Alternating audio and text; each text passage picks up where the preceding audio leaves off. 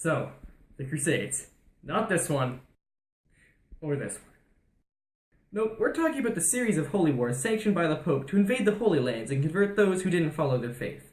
In 1096, 4 armies of Western European troops marched to Byzantium led by Raymond of St. Gilles, Godfrey of Bouillon, Hugh of Vermandois, and Bahamut of Taranto with his nephew, Tancred.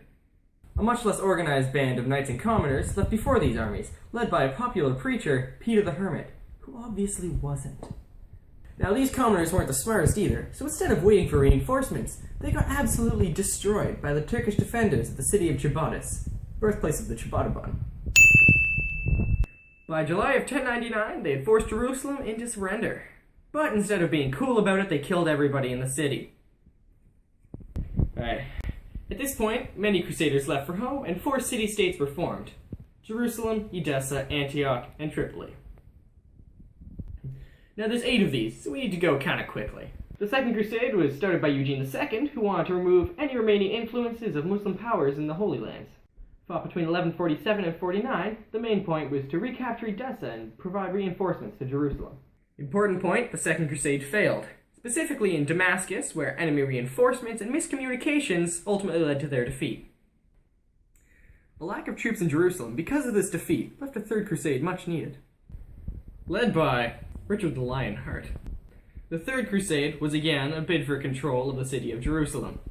So the Crusades are over now, right? Wrong. The Fourth Crusade.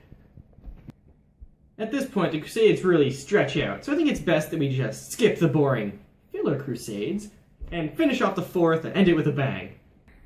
And by bang, I mean the whole bloody and gruesome mess between the Nordic pagans and the last of the Crusaders. Again, no, not the movie. I just mentioned that. Fourth Crusade was essentially just the Orthodox Christians trying to reclaim power of Jerusalem. The Orthodox Christians devise a plan to invade through Egypt. Weird, right? Anyway, it fails. Eastern Orthodox splits from Roman Catholic, establishing the Latin Empire, and bam! The Fourth Crusade in a nutshell. Minus all the graphic gore and violence. Man, nothing seems to be working for these guys. Now on to the fun stuff. The end of the Crusades went up in flames like something that's on fire. The Crusades really started going downhill in 14th and 15th century, where they became more frequent and quick, until they ceased to exist. In 1444, the Polish king Warneńczyk and Sultan Murad II agreed to a truce, which was then retracted, the Crusaders came back, and their buttocks were thoroughly kicked by the Ottomans. This eventually led to the downfall of the Constantinople and the Byzantine empires. The real end came in 1456. John Hunyadi and Giovanni da Capistrano ended the Ottoman siege, along with the Crusades. Again, no. Not the movie. So there you have it, kids, the Crusades. Not all of them, but the important ones. I'm Noah Blatt for History News, bringing you the news several hundred years after it happened. Good night.